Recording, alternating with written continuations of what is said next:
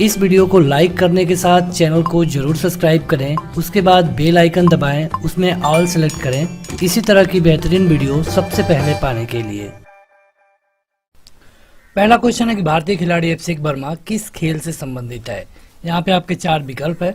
आपको अपना उत्तर बताने के लिए 2 सेकंड मिलेगा, तो अपना उत्तर कमेंट करके जरूर बताएं। तो अभिषेक वर्मा का संबंध है शूटिंग से। जो लोग भी इस वीडियो को देख रहे हैं अपना उत्तर कमेंट करके जरूर बताते रहें।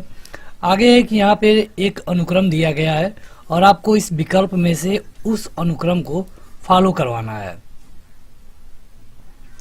यहाँ पे आप देखेंगे तो जो 3 ऑप्शन है वो अमेरिका के प्रेसिडेंट है, लेकिन जो अब्राहम लिंकन है इनका संबंध मतलब कि ये वहाँ के पहले प्रेसिडेंट है, तो यहाँ पे इनका जो भरा जाएगा नाम मतलब कि इसका विकल्प होगा ऑप्शन नंबर सी। आगे बढ़े तो अगला है कि भारतीय रुपए में एक चीनी युआन का मूल्य लगभग कितना होता है। मतलब कि $1 में पता है आपको कि लगभग 70 रुपए के आसपास होता है, हालांकि ये कम बेसी होता रहता है। लेकिन उसी तरह बताइए कि ₹1 में एक चीनी युआन में कितना रुपए होगा। लगभग 10 रुपए, लगभग 10 रुपए। अगला है कि किसी चालक द्रव में विद्युत धारा प्रवाहित होने पर क्या होता है। कौन सी अपक्रिया होती है, तो ये होती है रासायनिक अपक्रिया। अगर कोई चालक द्रव है मतलब कि जिसमें विद्युत धारा का प्रवाह हो सकता है और उसमें विद्युत धारा प्रवाहित की जाती है तो वहां पे होता है रासायनिक अभिक्रिया। अगला है कि निम्नलिखित में से कौन सबसे ज्यादा लोचदार है। लोचदार, तो ये है स्टील। सही उत्तर होगा स्टील। अगला क्वेश्चन कि निम्न में से किसका प्रयोग हल्के लेकिन मजबूत प्लास्टिक बनाने के लिए किया जाता है। आसान क्वेश्चन है, बेहद महत्वपूर्ण भी है।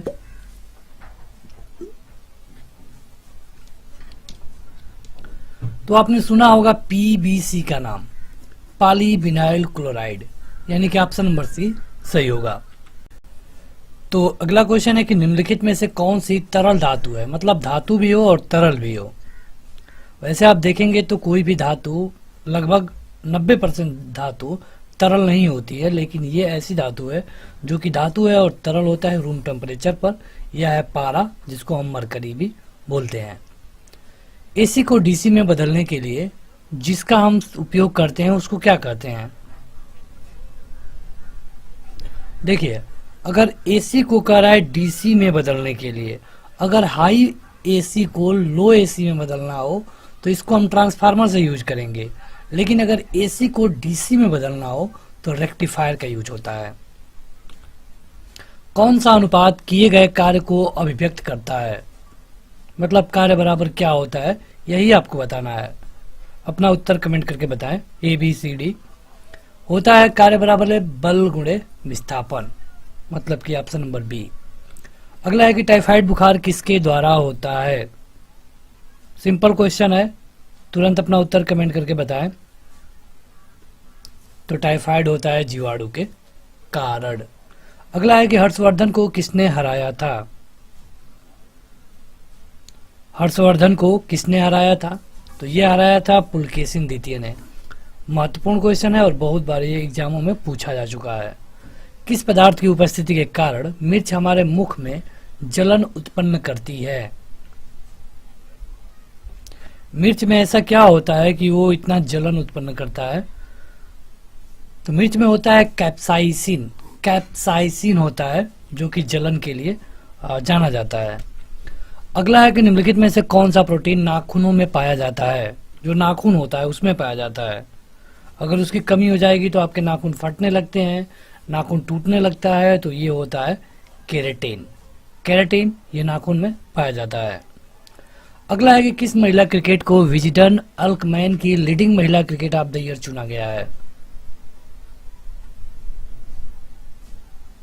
तो यह है स्मृति मंधाना। आगे बढ़े तो अगला है कि एक्सीडेंटल प्राइम मिनिस्टर ये पुस्तक किसने लिखी है। एक्सीडेंटल प्राइम मिनिस्टर, तो इस पे एक मूवी भी बन चुकी है और ये बुक लिखी गई थी संजय बारू के द्वारा। आगे बढ़े तो अगला है कि किस शहर में भारत के पहले वाटर पार्क का उद्घाटन किया गया। वोटर के लिए दिवस मनाते हैं हम हर साल 25 जनवरी को, तो आपको बताना है कि वाटर पार्क कहाँ बना है। ये बना हरियाणा में, हरियाणा में कहाँ, गुरुग्राम में। अगला है कि संजय गांधी राष्ट्रीय उद्यान कहाँ पर स्थित है। राष्ट्रीय उद्यान से कई क्वेश्चन पूछे जाते हैं, तो संजय गांधी राष्ट्रीय उद्यान कहाँ पर है ये आपको बताना था, तो ये है मुंबई में। अगला कि सार्क का फुल फॉर्म बताइए। सार्क, इस सार्क का,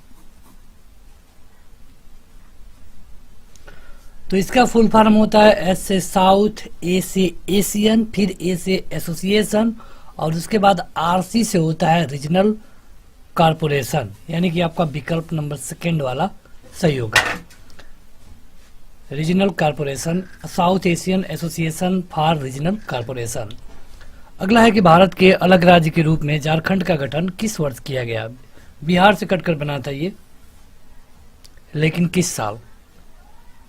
ये बना था सन 2000 में। रांची है इसकी कैपिटल। अगला है कि भारत की न्यायिक प्रणाली के शीर्ष पर कौन है।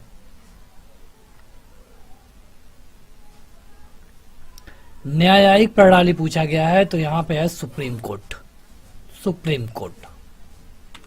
अगला है कि गैस रिसाव का पता लगाने में मदद के लिए घरेलू एलपीजी सिलेंडर में क्या मिलाया जाता है।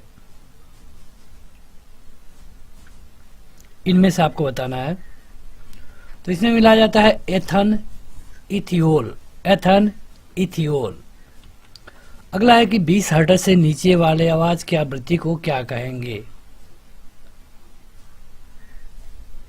देखिए, जब बहुत ज्यादा होता है तो इसे हम सुपरसोनिक कहते हैं, लेकिन 20 हर्ट्ज से कम की आवाज को, जिसको मनुष्य नहीं सुन पाएगा, तो इसे कहते हैं इंफ्रासोनिक। इंफ्रासोनिक मनुष्य सुन सकता है 20 से 20,000 हर्ट्ज तक की ध्वनि को। अगला है कि एक्सरे का आविष्कार किसने किया था। देखिए, इस तरह के ढेर सारे क्वेश्चन, जैसे कि किसका आविष्कार कौन किया, या फिर ढेर सारी वीडियो ऐप पर ऑलरेडी अपलोड है, आप ऐप पर जाकर उसे देख सकते हैं। ऐप का लिंक इस वीडियो के डिस्क्रिप्शन में और पहले कमेंट बॉक्स में दिया गया है। ये किया गया था रोजेंटन के द्वारा, रोएंजनटन के द्वारा। किस देश ने भारत के अधिमान्य व्यापार की स्थिति को सामान्यीकृत प्रणाली वरीयता यानी कि जीएसपी को समाप्त करने का निर्णय लिया। तो ये क्वेश्चन आप देखेंगे कि करीब करीब 5-6 महीने पहले का है, और ये किया गया संयुक्त राज्य अमेरिका के द्वारा। अगला है कि प्रेरक कौशल मस्तिष्क के कौन से भाग के साथ संबंधित है। ये मस्तिष्क से संबंधित है और मस्तिष्क के ललाट भाग से संबंधित होता है। आगे बढ़े। अगला है कि बुलबुले में जो चमक होती है वह किस प्रक्रिया के कारण होती है। पानी के बुलबुले में, तो ये होता है प्रकाश का पूर्ण आंतरिक परावर्तन। जब उसके परावर्तन कोण का मान क्रांतिक कोण से अधिक होता है, तब वहां पे पूर्ण आंतरिक परावर्तन होता है। और अब देखेंगे कि हीरा भी चमकता है, तो ये जो बुलबुले में चमक होती है पूर्ण आंतरिक परावर्तन के कारण होती है। अगला है कि मध्यकालीन भारत में निम्नलिखित में से कौन यूरोपियन सबसे पहले भारत आए। सबसे पहले वास्को डिगामा भारत आया, जो कि एक था पुर्तगाली। कब आया? 1498 में। अगला है कि हीलियम से भरा गुब्बारा वायु में उड़ने लगता है, क्यों? ऊपर जाता है। अगर उसमें हीलियम भरा रहेगा तो ये आप उसे छोड़ेंगे तो ऊपर जाएगा। तो ऐसा इसलिए होता है क्योंकि हीलियम का घनत्व वायु से कम होता है। अगला क्वेश्चन है कि पृथ्वी की क्रस्ट में सबसे प्रचुर तत्व कौन सा होता है। क्रस्ट में आपको बताना है, तो पृथ्वी की क्रस्ट में होता है ऑक्सीजन। ऑक्सीजन मतलब कि O2। अगला क्वेश्चन है कि मकड़ियां किस प्रजाति के अंतर्गत आती हैं। जो मकड़ियां होती हैं, जैसे इनकी प्रजाति होती है मोलास्का, निडेरिया, आर्थ्रोपोडा, तो इसमें से किसके अंतर्गत आती है? तो ये आती है आर्थ्रोपोडा के अंतर्गत। आप अपना उत्तर कमेंट करके बताते रहिए।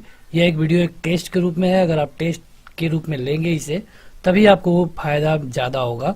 अगर आप ऐसे देख के छोड़ देंगे तो आपको उतना बेनिफिट नहीं मिलने वाला। अगला है कि भारत के रक्षा मंत्री कौन है। ये करंट का क्वेश्चन हो गया और जिस समय हम वीडियो रिकॉर्ड कर रहे हैं उस समय राजनाथ सिंह है। इनका लोकसभा का क्षेत्र है लखनऊ। अगला है कि निम्नलिखित में से किस प्रक्रिया के द्वारा दूध को कई दिनों तक सुरक्षित रखा जा सकता है। दूध जल्दी खराब हो जाता है, देखेंगे आप कि 24 घंटे में खराब होने लगता है अगर आप उसे गर्म करके नहीं रखेंगे तो गर्म करके रखने पर 1-2 दिन रह जाएगा, लेकिन अगर हम पाश्चुरीकरण की क्रिया अपनाएं तो ये कई दिनों तक इसे सुरक्षित रख सकते हैं।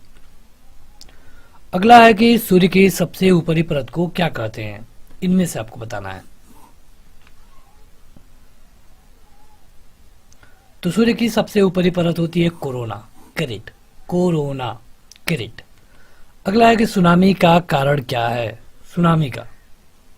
सुनामी जब आता है समुद्र में तो कई कारणों से आता है देखा जाए तो, लेकिन मेन कारण क्या है उसका। मेन कारण है भूकंप। अगला है कि Tehri hydro power complex Bharat के किस राज्य में स्थित है। टिहरी से आपको पता हो जाना चाहिए, ये है उत्तराखंड में। आगे बढ़े उससे पहले जो लोग अभी तक इस वीडियो को लाइक नहीं किए हैं इसे जरूर लाइक कर दें, और अगर आप वो वाला ऐप डाउनलोड करेंगे तो वहां जाकर आप इसका पीडीएफ ले सकते हैं। पीडीएफ से फायदा ये होगा कि आप कम समय में इसे दोबारा और तिबारा पढ़ पाएंगे। कोई भी चीज़ एक बार पढ़ने से याद नहीं रहता है, अगर आप उसे 2 से 3 बार पढ़ लेंगे तो ज़्यादा दिनों तक याद रहेगा। तो अगला क्वेश्चन है कि अमरनाथ गुफा मंदिर किस राज्य में स्थित है। अमरनाथ यात्रा के बारे में आपने सुना होगा, आसान क्वेश्चन है। यह है जम्मू एंड कश्मीर में, इसके बारे में हर साल यात्रा भी होती है। तो अगला क्वेश्चन है कि विश्व मलेरिया दिवस कब मनाया जाता है। आपको बता दें कि ये मनाया जाता है अप्रैल में, और अगर इतना बता दिया गया तो आपका सही उत्तर होगा 25 अप्रैल। 25 अप्रैल को मनाया जाता है विश्व मलेरिया दिवस। अगला क्वेश्चन है कि टार्टरिक एसिड किससे मिलता है। टार्टरिक एसिड, तुरंत अपना उत्तर कमेंट करके बताएं। तो ये मिलता है अंगूर से, टार्टरिक एसिड। अगला क्वेश्चन है कि जिसको हम जर्मन सिल्वर बोलते हैं यानी कि रजत, यह एक मिश्र धातु होता है। आपको बताना है कि किसका और किसका। जर्मन सिल्वर की बात करें तो यहाँ पे जिंक तो जरूर होगा, तो अगर इस तरह आप देखेंगे तो ये वाला ऑप्शन ऐसे ही गलत हो जाएगा। और यहाँ पे जर्मन सिल्वर की बात की गई है यानी कि जिंक के साथ कोबाल्ट भी होगा, और जिंक के साथ कोबाल्ट वाला जिंक के साथ निकेल होगा, तो जिंक के साथ निकेल वाला बस एक ही ऑप्शन है, ये वाला। यानी कि जर्मन सिल्वर में होता है कॉपर, जिंक और निकेल। अगला है कि भारत के किस शहर में 2 रेलवे जोन का मुख्यालय है। जैसे कि इस समय भारत में 18 रेलवे जोन है, तो 2 रेलवे जोन है मुंबई में। अगला है कि WHO की रिपोर्ट के मुताबिक वर्ष 2014 से 2019 में political leaders position and action on air quality in India, इसके अनुसार दुनिया का सबसे प्रदूषित शहर कौन सा है जो भारत में हो। तो ये है उत्तर प्रदेश का और ये है कानपुर। ये बसता है गंगा नदी के किनारे। अगला है कि ऑन्कोलॉजी किस रोग से संबंधित है। ऑन्कोलॉजी, किस रोग की स्टडी को ऑन्कोलॉजी कहते हैं। यह होता है कैंसर। आगे बढ़े उससे पहले जो लोग अभी तक इस वीडियो को लाइक नहीं किए हैं जरूर लाइक कर दें। अगला क्वेश्चन है कि महावीर को किस स्थान पर मोक्ष प्राप्त हुआ था। जैसे भगवान बुद्ध को बोध गया बिहार में हुआ था, उसी तरह महावीर को हुआ था पावापुरी में। अगला है कि मोहम्मद बिन कासिम ने भारत पर आक्रमण कब किया। अगर भारत पर आक्रमण की या फिर भारत में मुसलमानों के राज को आप देखेंगे तो सबसे पहले यही पढ़ाया जाता है। कब? यह है 712 ईस्वी में। अगला है कि नटराज की कांस्य मूर्ति किस वंश से संबंधित है। नटराज की कांस्य मूर्ति आपने देखा होगा फिगर में, तो यह है चोल वंश से। चोल वंश से। अगला है कि अब्दुल कादिर बदायूनी, नकीब खान और थानेश्वर किसके दरबार में रहते थे?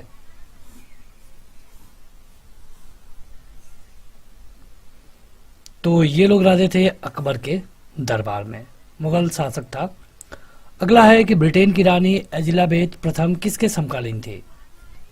मतलब कि अगर आप इन सबका टाइम पीरियड पता होगा आपको, जैसे कि 1556 से 1605, 1605 से 1627, 1627 से 1657 और 1657 या 58 से आगे। अब यहाँ पे आपको बताना है कि जो ब्रिटेन की रानी थी एलिजाबेथ प्रथम, तो ये थी अकबर की समकालीन।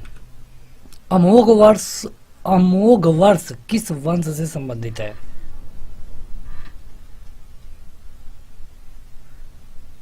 तो ये है राष्ट्रकूट वंश से। अगला क्वेश्चन है, किसके काल को मुगल काल चित्रकला का स्वर्ण काल कहा जाता है? देखिए, चित्रकला का आ गया है, वास्तुकला से इसको कंफ्यूज मत करिए। वास्तुकला का होगा तो शाहजहां, लेकिन चित्रकला का मतलब कि जहांगीर, जो कि रूल किया 1605 से 1627 तक। कांग्रेस ने कब पहली बार भारत की स्वतंत्रता का प्रस्ताव पारित किया? तो ये पारित किया गया था कांग्रेस के द्वारा, कब, ये आपको बताना है। तो ये पारित किया गया 1927 में। देखिए, हुआ क्या था कि 1885 में कांग्रेस की स्थापना हो जाती है, और 1885 में जब कांग्रेस की स्थापना हुई, ए.ओ. ह्यूम के अध्यक्षता में, मतलब हेड थे उसके, ए.ओ. ह्यूम नामक व्यक्ति ने इसकी स्थापना की थी। तो उस समय जो हमारा वायसराय था उसका नाम क्या है? ये बहुत बार पूछा गया है, हार्ड क्वेश्चन है, ढेर सारे लोगों को नहीं पता है। लॉर्ड डफरिन, लॉर्ड डफरिन नाम था इसका। तो जब लॉर्ड डफरिन के टाइम पीरियड पे ए.ओ. ह्यूम ने 1885 में ही स्थापना कर दी, तो आखिर 1927 में, यानी कि आप देखेंगे कि लगभग 40 साल के बाद कांग्रेस ने पहली बार स्वतंत्रता का प्रस्ताव रखा। तो इसके पहले होता क्या था? तो इससे पहले 1885 से लेकर के 1905 तक कांग्रेस ने कोई बड़ा रुख अख्तियार नहीं किया। केवल कोई भी परेशानी होने पे अंग्रेजों को नोटिस दी जाती थी, और अंग्रेज नोटिस एक्सेप्ट करके बाद में उसे कूड़ेदान में डाल देते थे। जब बंगाल का विभाजन हुआ 1905 में, उस समय गवर्नर जनरल था लॉर्ड कर्जन। तो इसके बाद कांग्रेस एक तरह से एक्शन में आई, और इसने एक तरह से आधा स्वतंत्रता की बात की। बाद में करते करते पहली बार स्वतंत्रता का प्रस्ताव 1927 में रखा गया। अगला है कि अंग्रेजी शासन काल में भारत छोड़ो की मांग कब की गई थी? यहाँ पे आपके विकल्प है, अगस्त 1942, जुलाई 1942, जनवरी 1942 और अक्टूबर 1942। अगर आपको डेट बताएं तो ये था 9 अगस्त 1942। भारत छोड़ो आंदोलन शुरू किया गया। गांधी जी ने इसी ने कहा था कि करो या मरो, करो या फिर मरो। अगला है कि महात्मा गांधी दक्षिण अफ्रीका से भारत किस वर्ष लौटे? महात्मा गांधी का जन्म 2 अक्टूबर 1869 को हुआ था। ये वकालत करने चले गए थे दक्षिण अफ्रीका, वहां से ये भारत कब आए, ये आपसे पूछा गया है। ये लौटे सन 1915 में। 1917 में सबसे पहले इन्होंने चंपारण में एक स्ट्राइक को मतलब स्ट्राइक में शामिल हुए। चंपारण में ये जो नील खेतिहरों के सपोर्ट में था। तो कई बार पूछा गया है कि महात्मा गांधी का पहला स्ट्राइक कहाँ था, तो ये था बिहार के चंपारण में। अगला है कि 1565 में कौन सा प्रसिद्ध युद्ध हुआ था? 1565 तो पानीपत का युद्ध हुआ था 1526 में। पानीपत के बाद 1 से 2 सालों में खानवा का युद्ध भी हुआ। पानीपत का दूसरा युद्ध भी 76 में हुआ। लेकिन आपका सही उत्तर है तालीकोटा का युद्ध। तालीकोटा का युद्ध हुआ था 1565 में। अगला है कि पित्तरस यानी कि बाइल जूस को स्रावित करता है। कहने का मतलब ये है कि बाइल जूस कहाँ से निकलता है, किसके द्वारा निकलता है, यह बताइए। ऑप्शन है यकृत, फेफड़ा, हृदय या फिर अग्नाशय।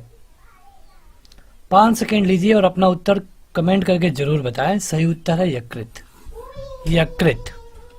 अगला है कि वेदों की ओर लौट चलो, ये कहा गया था किसके द्वारा? ये एक टैगलाइन भी है, तो ये किसकी टैगलाइन है ये भी आप बता सकते हैं, या फिर किसने कहा था ये आप बता सकते हैं।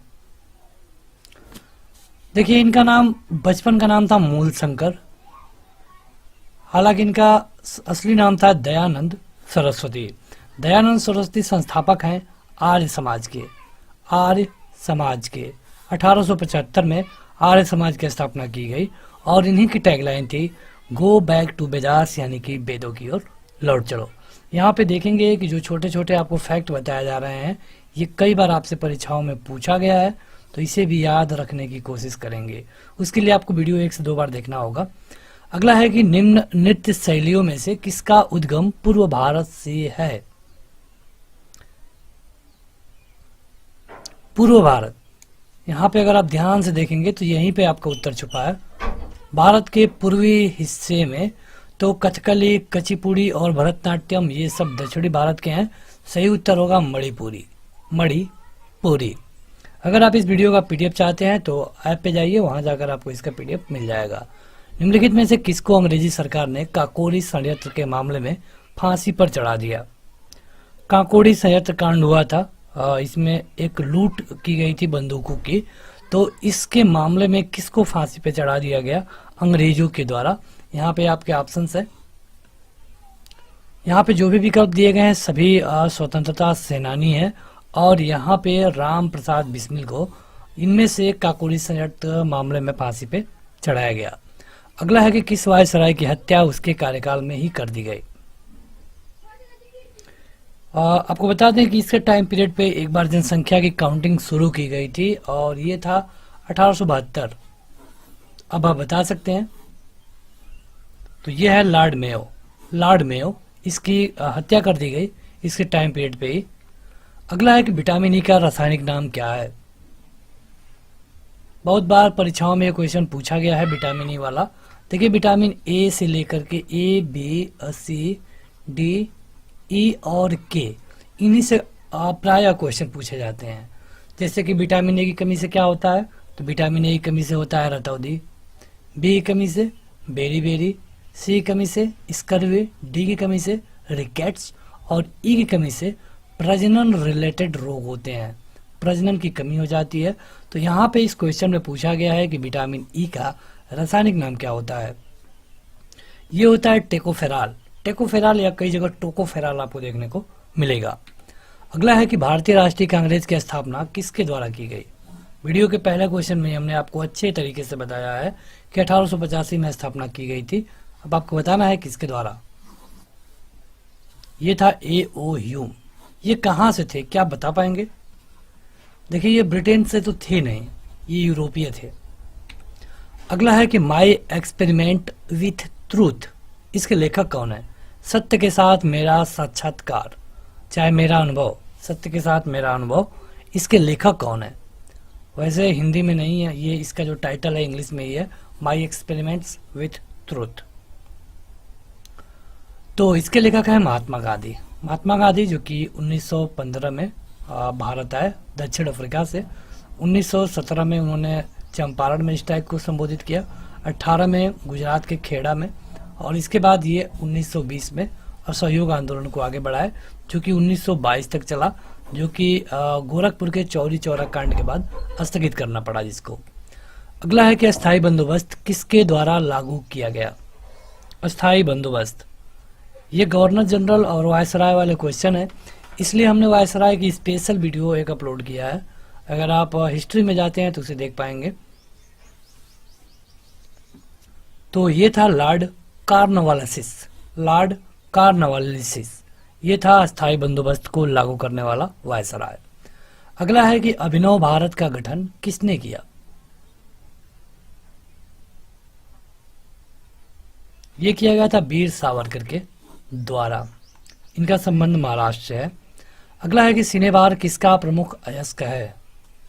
सिनेबार, देखिए अयस्क या फिर खनिज मतलब होता है कि कोई भी पदार्थ जिस रूप में हमको धरती के अंदर से मिलता है उसको हम अयस्क बोलते हैं या फिर खनिज बोलते हैं। तो सिनेबार किसका अयस्क है ये आपको बताना है। यह है पारा का। पारा मतलब कि मरकरी। मरकरी क्या है, धातु है या अधातु है, ये आपको कमेंट करके बताना है। देखिए चूंकि ये रूम टेम्परेचर पे मतलब कि 24 से 30 डिग्री की सेंटीग्रेड पे ये आपको लिक्विड फॉर्म में मिलता है, लेकिन यह है एक धातु। अगला है कि जय जवान जय किसान का नारा किसने दिया था? जय जवान जय किसान, तो ये दिया गया था किसके द्वारा, ये आप कमेंट करके बताएं। लाल बहादुर शास्त्री के द्वारा। जय जवान जय किसान और जय विज्ञान का नारा किसने दिया, ये आप हमें कमेंट करके बताइएगा। जय विज्ञान का नारा किसने दिया, कमेंट करके बताएं। प्रशांत तथा अटलांटिक महासागर को कौन सी नहर जोड़ती है? कौन सी नहर है जो कि प्रशांत और अटलांटिक महासागर को जोड़ती है? यह है पनामा। पनामा। अगला है कि भारतवर्ष का सबसे पहला किसान आंदोलन कौन था? किसान आंदोलन मतलब कि किसानों के सपोर्ट में किया गया। इससे पहले आंदोलन हुए थे, जैसे कि बंगाल विभाजन भी हुआ 1905 में, उस समय भी आंदोलन हुआ था, स्वदेशी आंदोलन उस समय हुआ। लेकिन ये था चंपारण जो कि 1917 में हुआ बिहार के चंपारण में, और ये था किसान आंदोलन। अगला है कि स्वतंत्रता संग्राम के लिए सबसे कम आयु के शहीद कौन थे? सबसे कम आयु के, तो इनका नाम था खुदीराम बोस। खुदीराम बोस। अगला है कि भारत में डाक व्यवस्था को प्रारंभ करने का श्रेय किस अंग्रेज गवर्नर जनरल या फिर वायसराय को दिया जाता है? ऑप्शन आपके सामने है, 5 सेकंड में अपना उत्तर कमेंट करिए।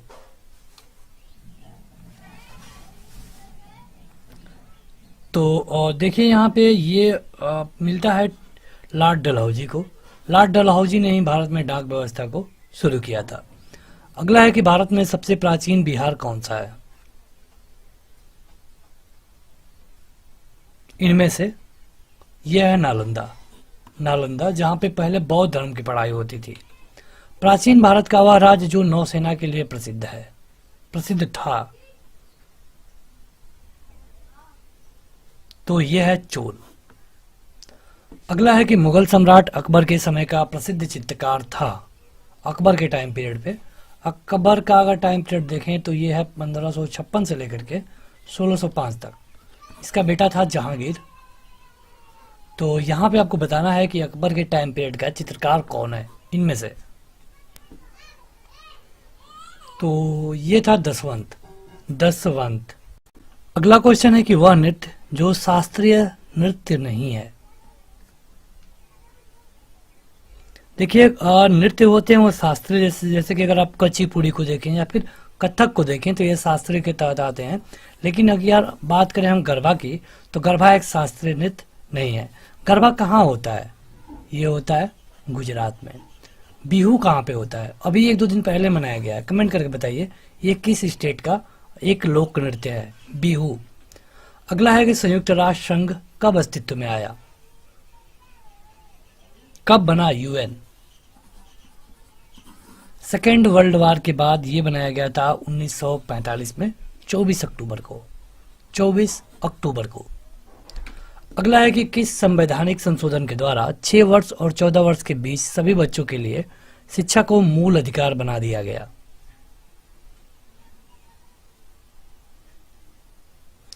ये था 93वां संविधान संशोधन।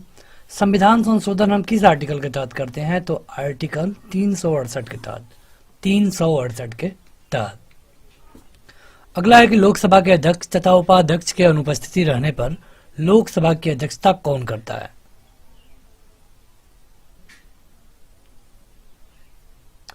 ये किया जाता है लोकसभा के वरिष्ठ सदस्य के द्वारा। कई बार ये देखा जाता है कि अगर लोकसभा के अध्यक्ष और उपाध्यक्ष नहीं है तो उस समय कोई भी वरिष्ठ नागरिक इसकी अध्यक्षता कर सकता है। अगला है कि प्रदेश में राष्ट्रपति शासन लगाकर रखा जा सकता है कितने दिनों तक? बेहद सिंपल क्वेश्चन है और आपको अपना उत्तर कमेंट करके बताना चाहिए सभी लोगों को। जो लोग इस वीडियो को ऑफलाइन देखेंगे बाद में, वो भी अपना उत्तर कमेंट करके बताएं कमेंट बॉक्स में। ये 6 महीने तक, 6 महीने तक आप लगा सकते हैं। उसके बाद आपको अप्रूवल लेनी पड़ती है पार्लियामेंट से। अगला है कि केंद्रीय मंत्रिमंडल सामूहिक रूप से किसके प्रति उत्तरदायी होता है?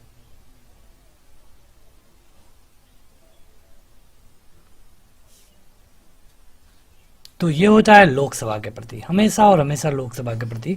अगर हम बात करें प्रधानमंत्री की, तो प्रधानमंत्री लोकसभा से भी आ सकते हैं और राज्यसभा से भी, लेकिन जो मंत्रिमंडल होगा ये हमेशा उत्तरदायी होगा, मतलब उत्तर देना इसको जरूरी होगा लोकसभा को। लोकसभा का टाइम पीरियड 5 साल का होता है। बात करें अगर हम राज्यसभा की, तो इसका कोई भी टाइम पीरियड नहीं होता है। राज्यसभा में 250 मेंबर होते हैं।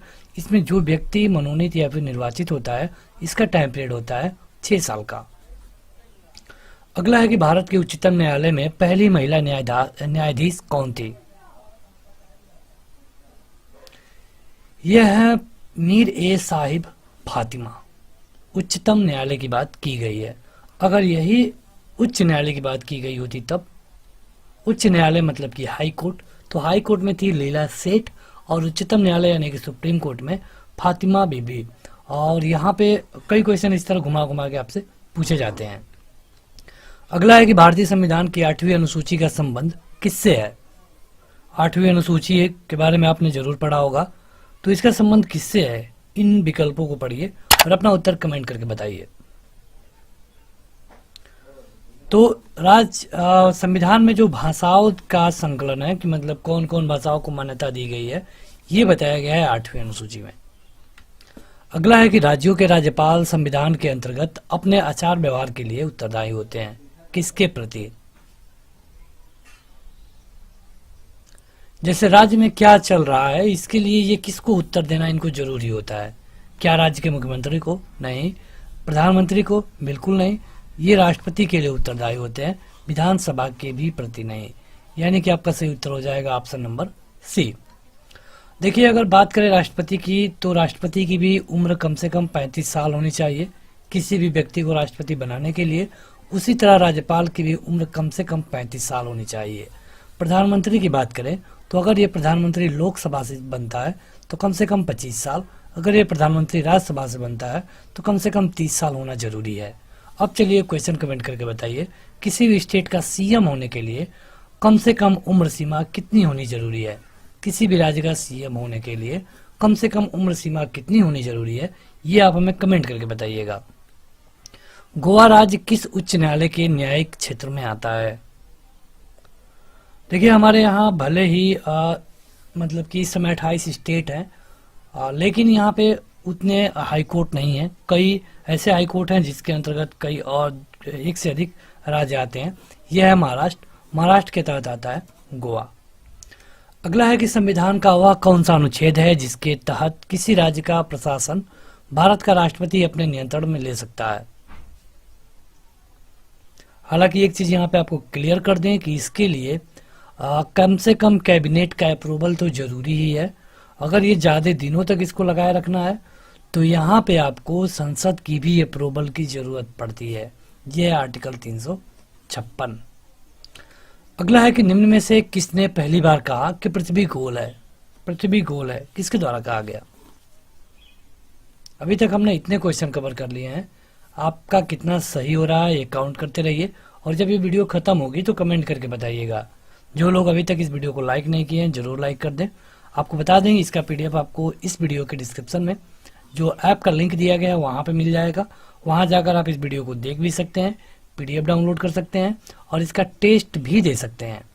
तो सबसे पहले कहा गया था कोपरनिकस के द्वारा, इसने कहा था कि पृथ्वी गोल है। अगला है कि मेसोपोटामिया का आधुनिक नाम क्या है? मेसोपोटामिया, तो इसका आधुनिक नाम है इराक। इराक। अगला है कि अंतर्राष्ट्रीय न्यायालय के न्यायाधीशों का निर्वाचन कितने अवधि के लिए होता है? अंतर्राष्ट्रीय न्यायालय द हेग में है। यहाँ पे कोई भी अंतर्राष्ट्रीय मामले को उठाया जा सकता है। यहाँ पे 15 जज होते हैं और अनेक देशों से ये चुन कर जाते हैं। तो यहाँ पे इनका जो टाइम पीरियड होता है कितने साल के लिए होता है ये आपको बताना है। इनका टाइम पीरियड होता है 9 साल के लिए। 9 साल के लिए। अगला है कि भारत में सबसे बड़ा नदी मुख किस नदी के मुख पर है? तो यह है भागीरथी। भागीरथी के। अगला है कि काराकोरम हाईवे किसको किसको जोड़ता है? काराकोरम हाईवे। तो काराकोरम हाईवे जोड़ता है पाकिस्तान और अक्साई चीन को, पाकिस्तान और अक्साई चीन को। अगला है कि किस नदी के किनारे पेरिस बसा हुआ है। ऐसे शानदार क्वेश्चन बहुत बार पूछे जाते हैं, जैसे कि शहर से भी पूछा जाता है, देश से भी पूछा जाता है। तो यहाँ पे नदी के किनारे जो सीन नदी है इसके किनारे बसा है पेरिस। लंदन किस नदी के किनारे बसा है? टेम्स के। और आगरा किस नदी के किनारे बसा है? यमुना के। प्रयागराज किस नदी के किनारे बसा है? गंगा के। चलिए कमेंट करके बताइए दिल्ली किस नदी के किनारे है, ये आप हमें कमेंट करके बताएंगे कमेंट बॉक्स में। अगला है कि मध्य प्रदेश में नेपा नगर किसके लिए प्रसिद्ध है? ये क्वेश्चन कई बार पूछा गया है नेपा नगर के बारे में। यह है समाचार छापने की फैक्ट्री नेपा नगर। अगला है कि निम्न में कौन सा देश भारत के झिंगी का आयात सबसे अधिक करता है? झिंगी आयात मतलब अपने यहाँ मंगाता है। जैसे अगर भारत आयात करेगा तो भारत अपने यहाँ मंगाएगा। यह है दक्षिण अफ्रीका, दक्षिण अफ्रीका। अगला है कि भारत ने सरकारी उद्देश्य के लिए राष्ट्रीय पंचांग को कब अपनाया?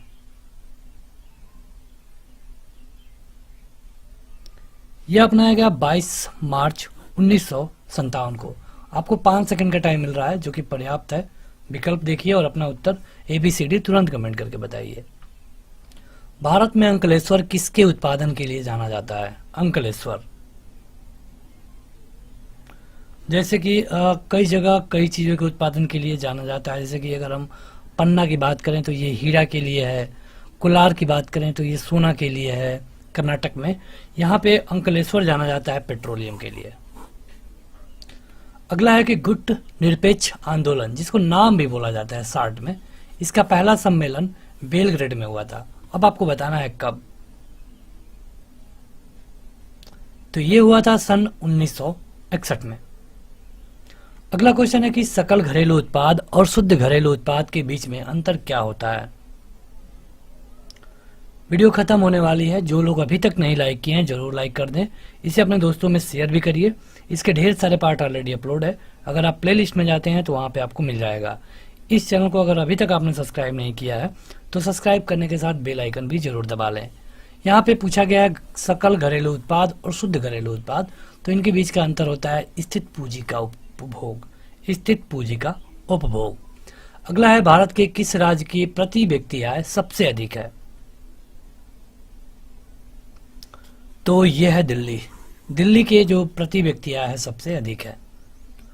अगला है कि निम्न में किस राज्य की प्रति व्यक्ति आय संपूर्ण देश के प्रति व्यक्ति आय से अधिक नहीं है?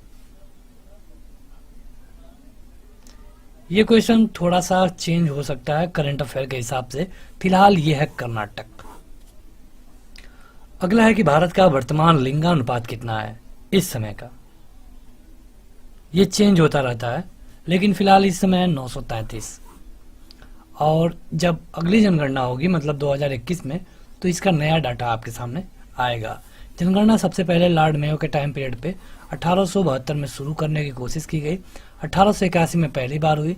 तब से हर 10 साल पे ये होता रहता है। पिछली बार 2011 में हुआ था, जिसके अनुसार 121 करोड़ जनसंख्या है। आगे ये 2021 में होगा अगर सब कुछ ठीक रहा तो।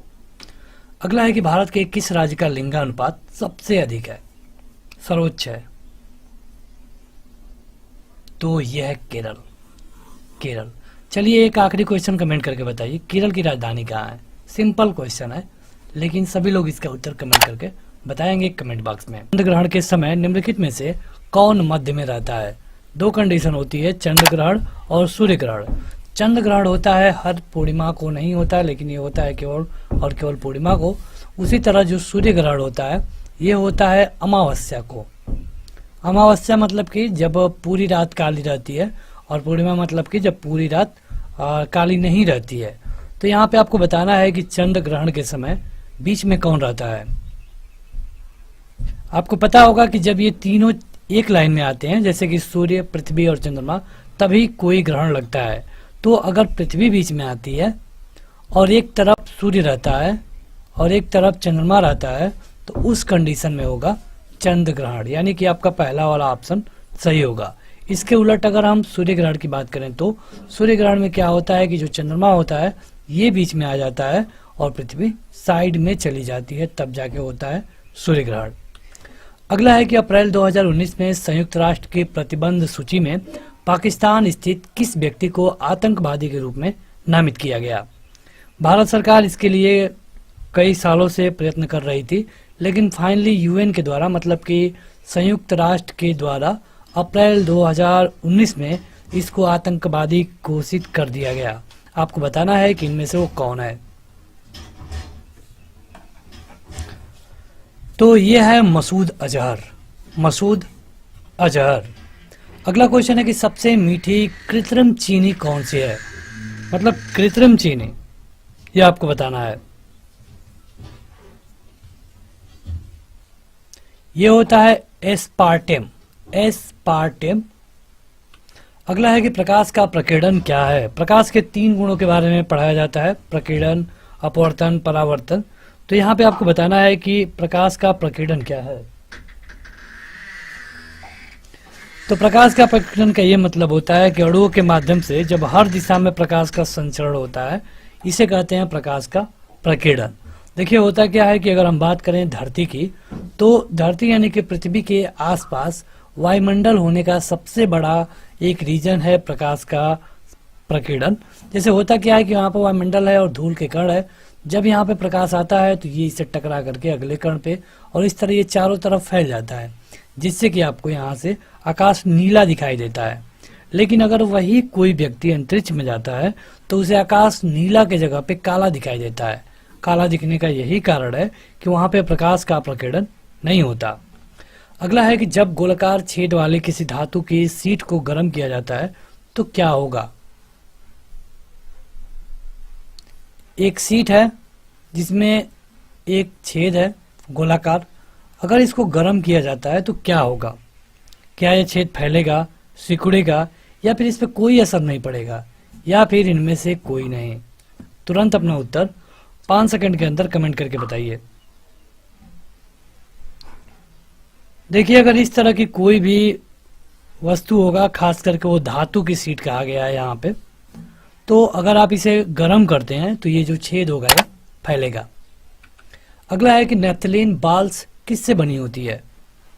आपके पास समय है 5 सेकंड का, तो अपना उत्तर कमेंट करके जरूर बताएं। टार होता है, टार से बनी होती है, कोयला टार से। नेफ्थलीन बाल्स होती हैं कोयला टार से बनी हुई। अगला है कि एक आदर्श अमीटर का प्रतिरोध क्या होता है। जहां पर ये शब्द लग गया मीटर में आदर्श, इसका मतलब कि इसका जो रेजिस्टेंस होगा, प्रतिरोध होगा, ये होगा कुछ नहीं यानी कि 0। अगला है कि बीओडी का असंक्षिप्त रूप क्या है, मतलब कि फुल फॉर्म बीओडी। तो ये होता है biological oxygen demand. Biological oxygen demand BOD का फुल फॉर्म होगा। अगला है कि धातु परमाणु से युक्त विटामिन कौन है। धातु परमाणु से युक्त विटामिन कौन है, ये आपको बताना है। अच्छा क्वेश्चन है, और आपको याद दिला दें कि अगर आप चाहते हैं इसका पीडीएफ डाउनलोड करना या फिर इसका टेस्ट खुद देना, तो आप उस ऐप पे जाइए। वहां पे आपको SSC, UP triple SC, railway, इसके अलावा यूपीपी, इस तरह का ढेर सारे एग्जामों का प्रैक्टिस सेट, मॉक टेस्ट और प्रीवियस ईयर का टेस्ट भी मिलेगा, वो भी बिल्कुल फ्री में। तो आप उस ऐप को जरूर डाउनलोड करें। देखिए यहाँ पे कहा गया है धातु परमाणु से युक्त विटामिन, ये होता है B12। अगला है कि संपूर्णतः काला निकाय वह है जो क्या करता है या फिर क्या होता है।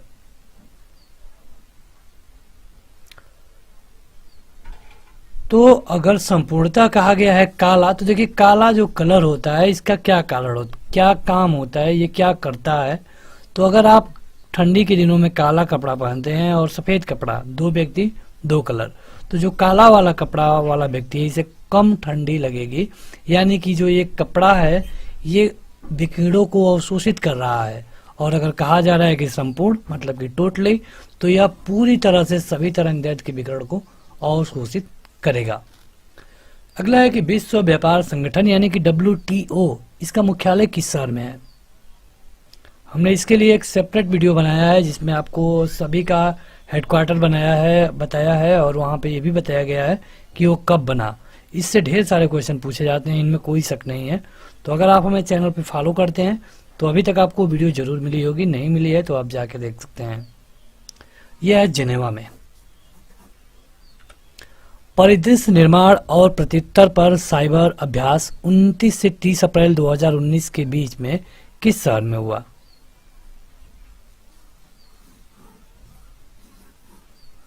साइबर अपराध के लिए प्रैक्टिस किया गया नई दिल्ली में। प्रसिद्ध संस्कृत काव्य कादंबरी की रचना किसने की थी। देखा जाए तो बहुत बार क्वेश्चन पूछा गया है आपके परीक्षाओं में, तो आपको बताना होगा कि कादंबरी की रचना किसने की। बाणभट्ट ने। अगला है कि वायुमंडल में बादल क्यों तैरते हैं। आप देखेंगे तो आपको लगेगा कि बादल तैर रहे हैं, उड़ रहे हैं, तो आखिर इसका कारण क्या है। कम दबाव बिल्कुल नहीं, क्योंकि वहां पे तो कम दबाव का कोई मतलब ही नहीं है। तापमान कम होना, तो इससे भी तैरने का कोई डिपेंड नहीं है। सही उत्तर है गुरुत्वाकर्षण बल के कारण। ऑप्शन नंबर सी सही होगा। अगला है कि किस बॉलीवुड व्यक्तित्व को मास्टर दीनानाथ मंगेशकर पुरस्कार 2019 के आजीवन पुरस्कार से सम्मानित किया गया। एक चीज आपको याद दिला दें कि अगर आपसे परीक्षा में जिस तरह क्वेश्चन पूछे जाते हैं, जैसे अगर मान लीजिए कि आप 2020 का एग्जाम दे रहे हैं तो आपसे 2019 के क्वेश्चन पूछे जाने के अधिक चांस होते हैं। हम लोगों से गलती कहाँ होती है कि अगर हम सितंबर 2020 में पेपर देने जा रहे हैं तो हम मई जून जुलाई को पढ़ के जाते हैं और हमें लगता है कि हमने पूरा करंट अफेयर को कवर कर लिया है। क्योंकि बाद में ये गलत सिद्ध होता है, हमें पिछले एक साल का, कम से कम एक साल का करंट अफेयर तैयार होना चाहिए। कई बार देखा गया है कि जैसे कि 2020 है तो इस तरह पूछा जाएगा कि जनवरी 2019 में CGI कौन थे, मतलब कि हाई कोर्ट सुप्रीम कोर्ट के मुख्य न्यायाधीश कौन थे। तो इस तरह क्वेश्चन पूछे जाते हैं। आज तक वो व्यक्ति 3 बार चेंज हो चुके हैं। तो इस तरह आपको कम से कम एक नहीं तो 1.5 साल का कवर करके जाना होगा। यहाँ पे पूछा गया है 2019 के लिए मास्टर दीनानाथ मंगेशकर पुरस्कार मिला था सलीम खान को। अगला है कि नेट बॉल में कितने खिलाड़ी होते हैं। जैसे क्रिकेट में 11, हॉकी में 11, तो आपको बताना है कि नेट बॉल में कितने खिलाड़ी होते हैं। इसके लिए भी सेपरेट वीडियो ऑलरेडी अपलोड है और अगर आप ऐप पर जाते हैं तो वहां पे आप जाके इसे पढ़ पाएंगे। ये होते हैं 7। इंटरनेट के जनक के रूप में किसे जाना जाता है। इंटरनेट का जनक यह है विंड सर्फ। और अगर कंप्यूटर का जनक पूछ ले तो चार्ल्स बैबेज। अगला है कि अग्नाशय द्वारा निम्न में से कौन सा हार्मोन स्रावित किया जाता है। अग्नाशय के द्वारा, यह भी क्वेश्चन बहुत बार पूछा गया है। तो ये होता है इंसुलिन। पिछला क्वेश्चन जो था ये कंप्यूटर इंटरनेट से था। तो चलिए हमको एक उत्तर कमेंट करके बताइए, रैम का फुल फॉर्म क्या होगा। रोम का बताइए। रैम का हम बता देते हैं, रैंडम एक्सेस मेमोरी। रोम का आप कमेंट करके बताइए कमेंट बॉक्स में। अगला है कि इसको हमने कवर कर लिया। दंत चिकित्सक के द्वारा कौन से दर्पण का उपयोग किया जाता है। जैसे कि अगर आपके मुंह में दंत चिकित्सक देखना चाहे तो वो आपके मुंह में सबसे पहले एक इस तरह का लेंस होता है, इसको हाथ में पकड़ता है यहाँ से और इसको आपके मुंह में डालता है और उसके सर पर, जो डॉक्टर होता है उसके सर पे एक लाइट लगी होती है, वो लाइट इस पे लगती है। यहाँ से वो आपके जो दांत होते हैं उससे अंदर का भाग देख पाता है, जो कि यहाँ पे इसका फिगर बनता है और आसानी से इसे देख लेता है। तो आपको बताना है कि इसमें कौन सा दर्पण यूज किया जाता है। बस 2 ही में से बताइए, 50-50 हो गया। यह होता है अवतल दर्पण। भारतीय रिजर्व बैंक का राष्ट्रीयकरण कब हुआ। सिंपल क्वेश्चन लेकिन बहुत ही महत्वपूर्ण। 1935 में इसको बनाया गया हिल्टन यंग कमीशन के सिफारिश पे।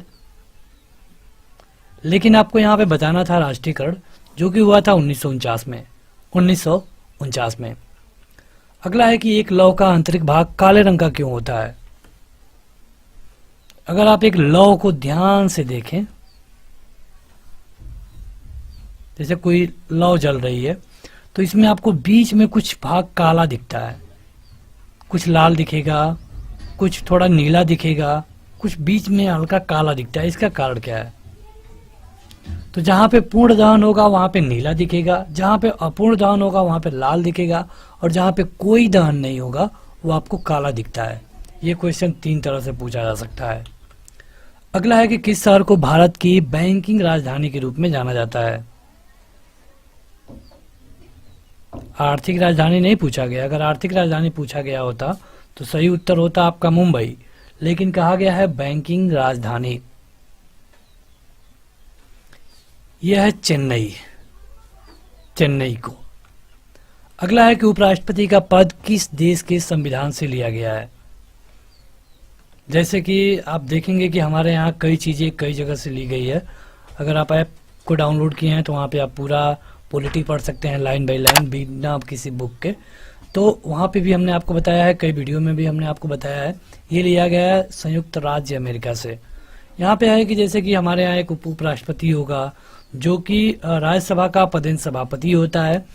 उपराष्ट्रपति के चुनाव के लिए मिनिमम उसकी एज होनी चाहिए 35 साल। चलिए कमेंट करके बताइए राज्यपाल के लिए कितना होना चाहिए? राज्यपाल के लिए मिनिमम उम्र सीमा कितनी होनी चाहिए? ऑप्शन चाहिए तो ऑप्शन है 21, 25, 30 और 35। उत्तर कमेंट करके बताइएगा जरूर कमेंट बॉक्स में। अगला है कि रानी विक्टोरिया के स्मरण में हुगली नदी के तट पर कौन सी इमारत बनाई गई है? यहाँ पे हम 5 सेकंड रुक रहे हैं ताकि सभी लोग अपना उत्तर कमेंट करके बता पाएं। यह है विक्टोरिया मेमोरियल, विक्टोरिया मेमोरियल, रानी Victoria, Victoria Memorial. Todarmal Akbar के शासनकाल में किस विभाग में मंत्री थे? जो अकबर के नवरत्न थे उसमें टोडरमल भी थे, बीरबल थे, टोडरमल थे, मुल्ला दो प्याजा, इस तरह 9 लोग थे। तो जो टोडरमल थे ये किस विभाग के मंत्री थे ये आपको बताना है। अकबर की बात करें तो अकबर के पिता का नाम था क्या? हुमायूं। हुमायूं के पिता का क्या नाम था? बाबर। ये क्रम है। तो यहाँ पे अकबर शासन किया था 1556 से लेकर के 1605 तक। मुगल वंश का सबसे बड़ा राजा माना जाता है अकबर को, और टोडरमल इसके वित्त मंत्री थे। अगला क्वेश्चन है कि सिंधु घाटी सभ्यता में बृहत स्नानागार या फिर विशाल स्नानगृह निम्नलिखित में से किस शहर में पाया जाता है? यह है मोहनजोदड़ो में। अगला है कि प्राकृतिक गैस में से कौन सी गैस सबसे अधिक मात्रा में मौजूद होती है? प्राकृतिक गैस में सबसे ज्यादा क्या होता है? ऑप्शन है मीथेन, इथेन, प्रोपेन और ब्यूटेन। सही उत्तर है मीथेन। मीथेन को CH4 इसका रासायनिक फार्मूला है, और इसको मार्स गैस भी बोलते हैं, मार्स गैस। अगला है कि टीपू सुल्तान की राजधानी कहाँ थी? टीपू सुल्तान ये थी श्रीरंगपट्टनम में। यहाँ पे संधि भी हुई थी तीसरे युद्ध में। हालांकि टीपू सुल्तान का वो दूसरा युद्ध था, और अगले युद्ध यानी कि चौथे युद्ध में टीपू सुल्तान की मृत्यु हो जाती है। प्रकाश संश्लेषण में कौन सा प्रकाश सबसे कम प्रभावी होता है? तो ये है हरा प्रकाश, हरा प्रकाश। अगला है कि अंतरिम सरकार का नेतृत्व किसने किया? अंतरिम कहने का क्या मतलब है? 1948 से लेकर के 1950 में जो सरकार बनी ये अंतरिम थी, क्योंकि वहां पे कोई इलेक्शन नहीं हुआ था। इलेक्शन हुआ 1951-52 में। तो आपको बताना है कि उस समय इसका नेतृत्व किसने किया। आसान क्वेश्चन है, सही उत्तर है पंडित जवाहरलाल नेहरू। अगला क्वेश्चन है कि भारतीय रेलवे का संग्रहालय कहाँ पर स्थित है? कमेंट करके बताइए।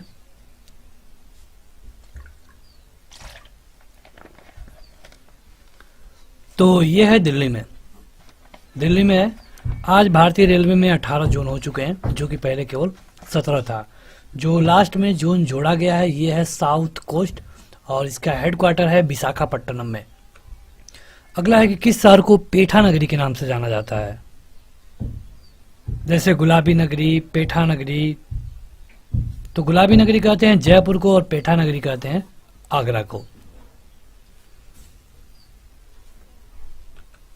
अगला क्वेश्चन है कि कार्बन डाइऑक्साइड प्रकृति में कैसी होती है। CO2 की बात की गई है, अम्लीय होती है या फिर क्षारीय होती है, बस आप इसी में से बता दीजिए। आपके लिए 50-50 हो गया, ये दोनों बिल्कुल गलत है, ये होती है अम्लीय। अगला है कि इन बीमारियों में कौन सी बीमारी जीका वायरस के कारण होती है। जीका वायरस के कारण कौन सी बीमारी होती है। तो जीका वायरस के कारण जो बीमारी होती है इसका नाम है माइक्रोसेफली। माइक्रोसेफली। अगर आप ऐप डाउनलोड करते हैं तो वहाँ पे जाके आप टेस्ट दे पाएंगे, जो कि आपके लिए आपको परीक्षा के लिए प्रिपेयर करेगा। और आपका कोई भी एग्ज़ाम होगा तो आप वहाँ पे टेस्ट दे सकते हैं उसका। अगर किसी भी एग्ज़ाम का टेस्ट आपको वहाँ पे नहीं मिलता है तो वहाँ पे फीडबैक में जा कर के आप हमको डायरेक्ट मेल कर सकते हैं, तो इस तरह आप हमसे डायरेक्ट कनेक्ट कर पाएंगे। अगला क्वेश्चन है कि दुनिया में सोने के भंडार में कौन सा रेगिस्तान समृद्ध है। समृद्ध कहने का मतलब कि धनी है, ज़्यादा पाया जाता है, तो ये है अटकामा। अगला है कि इप्सम साल्ट, यानी कि इप्सम साल्ट मतलब कि सेंधा नमक, इसका उपयोग किया जाता है क्यों, किस लिए। तो सूखी त्वचा के लिए बिल्कुल सही, लेकिन दर्द के लिए भी तो करते हैं और छोटे घाव के लिए भी करते हैं, यानी कि सही उत्तर होगा उपरोक्त सभी। ऑप्शन नंबर डी सही उत्तर होगा। अगला है कि आर्गन की परमाणु संख्या क्या है। आर्गन की परमाणु संख्या,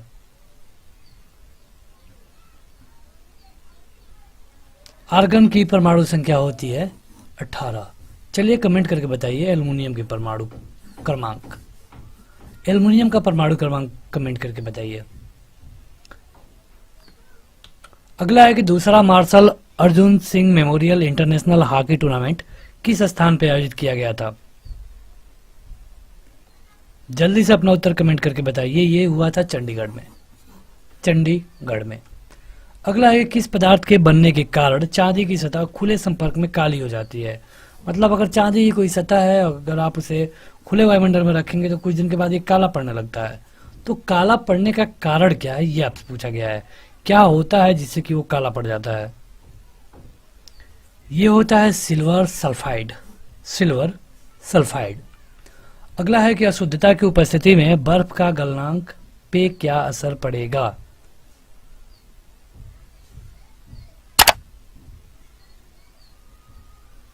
तो ये घटता है।